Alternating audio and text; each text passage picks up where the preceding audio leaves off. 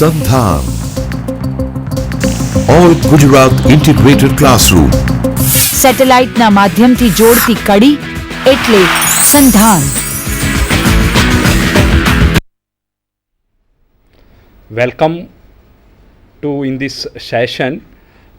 In this session we discuss for that MS Access over that. અને આજના સેશનની અંદર part 2 છે. અગાઉ આપણે પાર્ટ 1 લીધેલો, એની અંદર ઘણું બધું ડિસ્કશન થયેલું. આજના સેશનમાં આપણી પાસે 3 મહાનુભાવો છે. Professor Ronak B Patel, CJ Patel computer studies વિસનગરથી છે અને પોતાનો 8 વર્ષનો અનુભવ છે. પ્રોફેસર મુનવર એમ પઠાણ છે, UV Patel college of engineering માંથી છે. અને હું પોતે doctor Jayesh M Patel, MSc department Ganpat university. અગાઉ પાર્ટ 1ની અંદર આપણે MS એક્સેસની અંદર ઘણી બધી વસ્તુનું આપણે ડિસ્કશન થયેલું છે. MS એક્સેસની અંદર આપણે ડેટાબેઝ શું, ડેટાબેઝ કેવી રીતે ક્રિએટ કરવાનો, પછી એની અંદર એના અલગ અલગ 6 ઓબ્જેક્ટ છે. એની અંદર 6 ઓબ્જેક્ટની અંદર એક ટેબલ એક ઓબ્જેક્ટ છે, પછી ક્વેરી છે, ફોર્મ છે, રિપોર્ટ છે, ડેટા એક્સેસ પેજ છે. આમ 6 ઓબ્જેક્ટ છે. 6 ઓબ્જેક્ટની અંદર આપણે છેલ્લા સેશનની અંદર 2 ઓબ્જેક્ટ કમ્પ્લીટ થયેલા છે, પરંતુ આપણે જે છેલ્લા લેક્ચરમાં જે કંઈ થયું છે એનું થોડુંક રિવિઝન કરી નાખીએ તો શું થાય કે હવે આગળના સેશનની અંદર આપણે સારી રીતે કરી શકીએ કામ. તો આપણું જે રિવિઝન છે પ્રોફેસર રોનકભાઈ પટેલ આપણને એની અંદર રિવિઝન કરીશે એમ કે. નમસ્તે મિત્રો.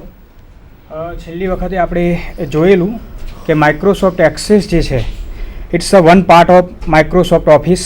માઇક્રોસોફ્ટ ઓફિસની અંદર જુદા જુદા પાર્ટ્સ અવેલેબલ છે, જેવા કે માઇક્રોસોફ્ટ વર્ડ, માઇક્રોસોફ્ટ એક્સેલ. આમ એક પાર્ટ માઇક્રોસોફ્ટ એક્સેસ પણ છે. માઇક્રોસોફ્ટ એક્સેસ જે છે it's a one type of database application. It's a relational database application. હવે આપણે વાત કરેલી કે રિલેશનલ ડેટાબેઝ એટલે શું. બેઝિકલી જે ડેટાબેઝ છે it's a collection of information. પણ માઇક્રોસોફ્ટ એક્સેસની અંદર જે ઇન્ફોર્મેશન કલેક્ટ થાય છે that is collect in the form of tables. એટલે આપણે કહી શકીએ કે માઇક્રોસોફ્ટ એક્સેસની અંદર it's a collection of tables. Tables ફોર્મની અંદર ઇન્ફોર્મેશન એમાં સ્ટોર કરવામાં આવે છે.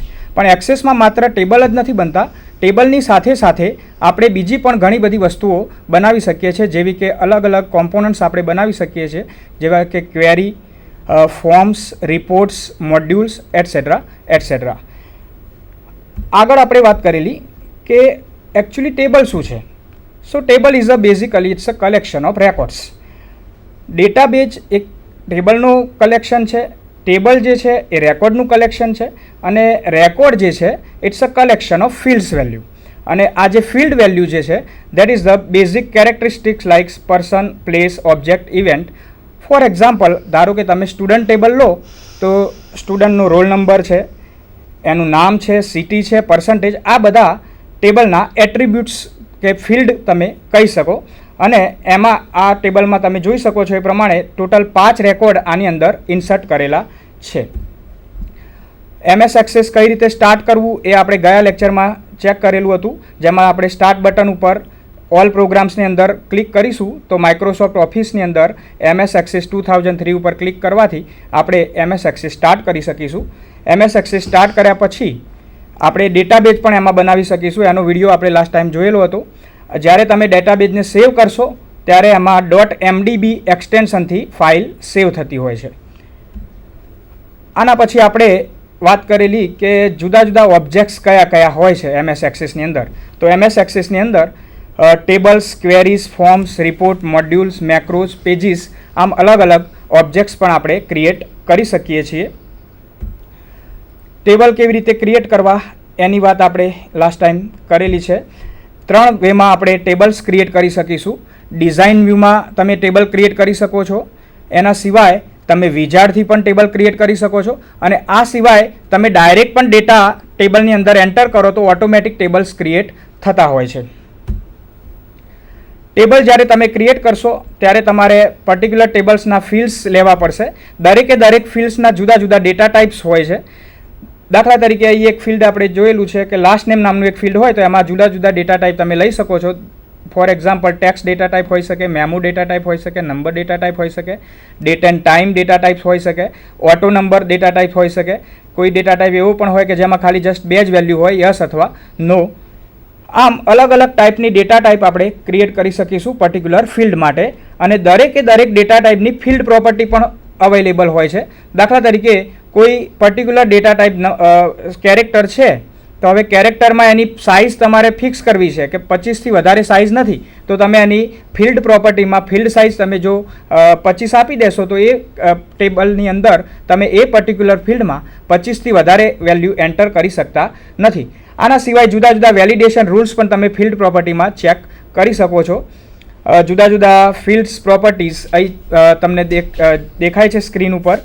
વેલિડેશન ટેક્સ છે, વેલિડેશન રૂલ છે. ડિફોલ્ટ વેલ્યુ તમે કોઈ આપી દો તો એ ટેબલની ડિફોલ્ટ વેલ્યુ રહેશે, એટલે તમે જો કોઈ બીજી વેલ્યુ નહીં આપો તો એ ડિફોલ્ટ વેલ્યુ જે હશે એ ટેબલમાં ઓટોમેટિક ઇન્સર્ટ થઈ જતી હોય છે. તો આ પ્રમાણે ડેટાબેઝની અંદર આપણે ટેબલ બનાવીશું. Table it's a set of records અને records is a set of field values, અને ફિલ્ડ વેલ્યુઝમાં પણ જુદા જુદા ડેટા ટાઈપ હોઈ શકે અને દરેક ડેટા ટાઈપની ફિલ્ડ પ્રોપર્ટી પણ અલગ અલગ હોય છે. આ સિવાય આપણે વાત કરેલી કે એક કરતાં વધારે ટેબલને આપણે જો કનેક્ટ કરવા હોય તો એના માટે આપણે રિલેશનશિપ એસ્ટાબ્લિશ કરી શકાય. રિલેશનશિપ એસ્ટાબ્લિશ કરવા માટે પર્ટિક્યુલર ફિલ્ડને આપણે પ્રાઇમરી કી બનાવી શકીએ છીએ. પ્રાઇમરી કી બનાવવાથી એ યુનિકલી આઈડેન્ટિફાઈડ કરશે રેકોર્ડને. So primary key is used for uniquely identify the records. તમે જ્યારે કોઈ ફિલ્ડને પ્રાઇમરી કી ડિફાઇન કરશો ત્યારે એ ફિલ્ડની વેલ્યુ જે હશે એ યુનિક હશે. એમાં તમે ડુપ્લિકેટ વેલ્યુ નાખી શકશો નહીં. ઇવન તમે એમાં નોટ નલ વેલ્યુ પણ નાખી શકતા નથી. એટલે એ સ્પેસ આપણે બ્લેન્ક જવા દઈ શકીએ નહીં. ફોર એક્ઝામ્પલ સ્ટુડન્ટ ટેબલ હોય તો એમાં જે રોલ નંબરને તમે ધારો કે પ્રાઇમરી કી ડિફાઇન કરો તો રોલ નંબર દરેકના યુનિક હોવા જોઈએ અને યુનિક જ હશે. જો તમે એમાં ડુપ્લિકેટ વેલ્યુ નાખશો તો એ ડેટાબેઝ એપ્લિકેશન એમાં એન્ટર થવા દેશે નહીં. અને એમાં તમે રોલ નંબર એવું પણ ના થઈ શકે કે બ્લેન્ક હોય. દરેક સ્ટુડન્ટનો યુનિક રોલ નંબર હશે જ. એટલે જનરલી રોલ નંબર જેવી કોઈ ફિલ્ડ હશે તો એને આપણે પ્રાઇમરી કી ડિફાઇન કરીશું. હવે બે ટેબલ વચ્ચે રિલેશનશિપ નાખવા માટે તમારે ફોરેન કી પણ એસ્ટાબ્લિશ કરવી પડે. આ જે ફોરેન કી જે છે that is establish a relationship between two tables. Foreign key જે હશે એ બે ટેબલમાં કોમન કી હશે. દાખલા તરીકે સિટી ટેબલનો સિટી નંબર આપણે લાસ્ટ ટાઈમ જોયેલું કે સિટી નંબર જે છે એ સિટી ટેબલમાં પણ છે અને સ્ટુડન્ટ ટેબલમાં પણ છે. તો સિટી નંબર એ સિટી ટેબલમાં પ્રાઇમરી કી તરીકે વર્ક કરશે અને સ્ટુડન્ટ ટેબલમાં એ ફોરેન કી તરીકે વર્ક કરશે.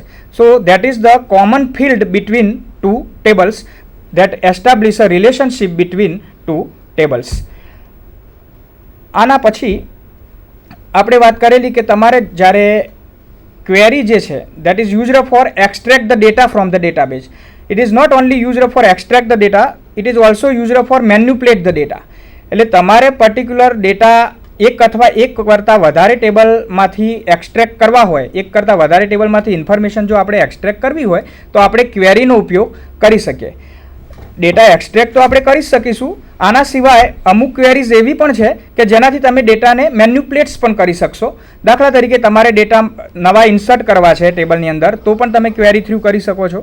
તમારે ઓલરેડી અવેલેબલ ડેટાને અપડેટ કરવા છે તો પણ તમે ક્વેરીની મદદથી કરી શકશો. ઇવન તમારે નવું ટેબલ બનાવવું છે જે ઓલરેડી અવેલેબલ ટેબલ છે એમાંથી, તો એ પણ આપણે કરી શકીશું. ક્વેરી સુધીની વાત આપણે લાસ્ટ ટાઈમ કરેલી છે. જુદા જુદા પ્રકારની જે ક્વેરી છે એમાં select queries, action queries, action ક્વેરીઝની અંદર delete, update, append, make table query etcetera it's a part of action queries. Parameterize queries પણ you can create. Cross table queries પણ તમે બનાવી શકો છો. ઇવન એસક્યુએલ ક્વેરીઝ પણ આપણે બનાવી શકીએ છીએ. હવે આની અંદર આપણે જે હમણાં રોનકભાઈએ પણ જે આપણને વાત કરી કે MS એક્સેસની અંદર આ દરેક વસ્તુઓ હોય છે કે ડેટાબેઝ બનાવવાનો. ડેટાબેઝ એ એટલા માટે મહત્ત્વનો છે કે એ દરેક ફિલ્ડની અંદર ઇમ્પ્લિમેન્ટેશન થઈ શકે.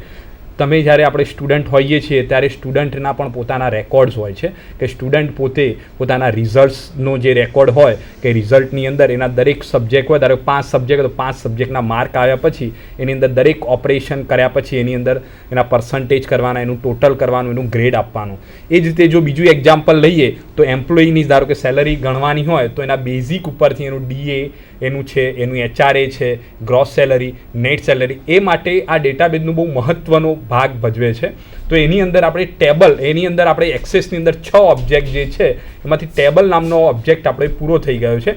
અને જે ક્વેરીનો જે ભાગ છે કે ક્વેરીમાં આપણે જે લાસ્ટ ટાઈમ થોડું જોયેલું કે એની અંદર આ ટાઈપની ક્વેરી છે. હવે આગળ આપણે જોઈએ કે આ ક્વેરી દરેક ક્વેરીનું પોતાનું એક્ટિવિટી હોય છે કે દરેક ક્વેરી પોતાની ફંક્શનાલિટી વર્ક કરતી હોય છે. હવે એ ક્વેરી કેવી રીતે વર્ક કરતી હોય છે આપણે જોઈએ છીએ કે સિલેક્ટ ક્વેરી છે, અપડેટ ક્વેરી છે, એક્શન ક્વેરી છે, મેક ટેબલ ક્વેરી છે. તો દરેક પોતાની ક્વેરીના પોતાના ઓબ્જેક્ટ્સ છે અને પોતાના અલગ ટાઈપના એક્શન્સ છે.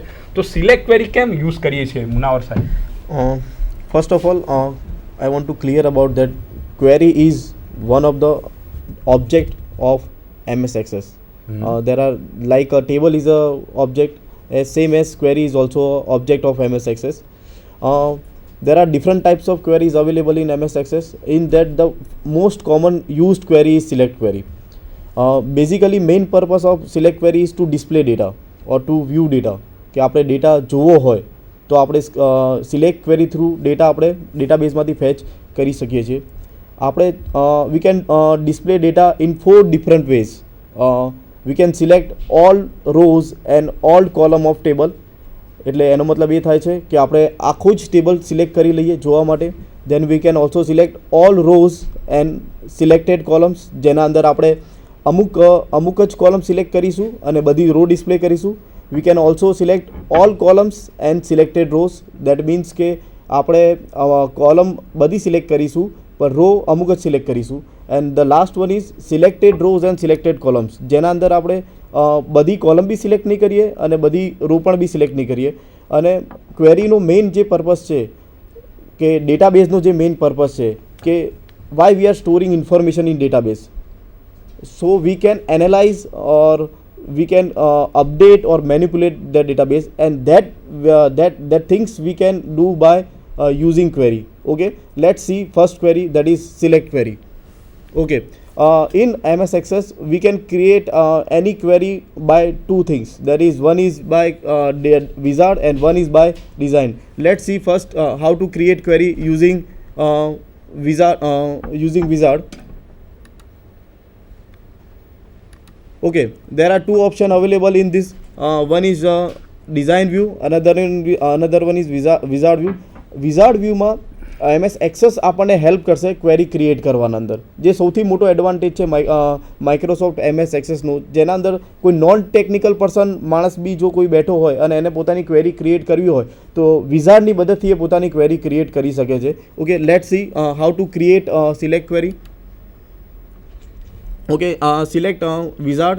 Then you can see that there are tables from which you can see select particular field. તમારે જે બી ડેટા તમારે જોવો હોય એ પર્ટિક્યુલર ટેબલમાંથી તમે સિલેક્ટ કરી શકો છો. Here I have select one table that is called student. Students ટેબલમાંથી આપણે જે બી ફિલ્ડ ડિસ્પ્લે કરવી હોય એ ફિલ્ડને આપણે લેફ્ટ હેન્ડ સાઈડ જે ટેક્સ્ટ બોક્સ દેખાય છે જેના અંદર આપણે સિલેક્ટ કરીશું તો એ ફિલ્ડ આપણને આપણા આઉટપુટમાં જોવા મળશે. Okay, I have selected roll number, name. Okay, I am selecting field from another table, that is city name.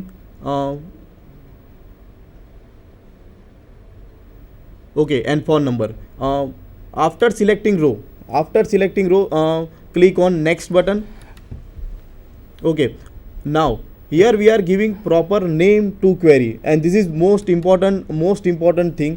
And after running this query, we can see the output. We have selected roll number, name, city name and pin code. Here we are selecting query from two different tables and displaying all rows of that table. This is the query that select all rows and selected columns. એટલે એમાં એવું કહી શકાય કે તમારે કોઈ બી table છે એની જે કોઈ પર્ટિક્યુલર રો કે કોલમ તમારે સિલેક્ટ કરવી છે તો એના માટે તમારે પર્ટિક્યુલરલી તમે એની રો સિલેક્ટ કરવી હોય તો શું કરવાનું હોય અને કોલમ સિલેક્ટ કરવી હોય શું કરવાનું. ધારો કે તમે એવી વાત કરી કે આની અંદર રો અને કોલમ બંનેનું પણ કોમ્બિનેશન થઈ શકે છે, રોનું પણ કોમ્બિનેશન થઈ શકે છે. હવે ધારો કે રો કરવી હોય તો શું કરવું જોઈએ કે કોલમ કરવી હોય તો શું કરવું જોઈએ અને રો અને કોલમ કરવી હોય બંને કરવું હોય તો કેવી રીતે થઈ શકે છે એમ. Okay, that is the fourth case, that is selected row and selected column. We will see that thing by taking one example. and here we are creating query in design view, not by with the help of wizard. We are creating the query, that particular query by wizard view.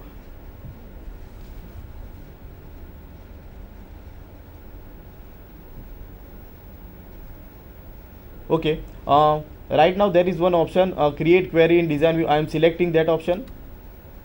Okay, you can see that there is one option, create query using using design view. I am selecting that option.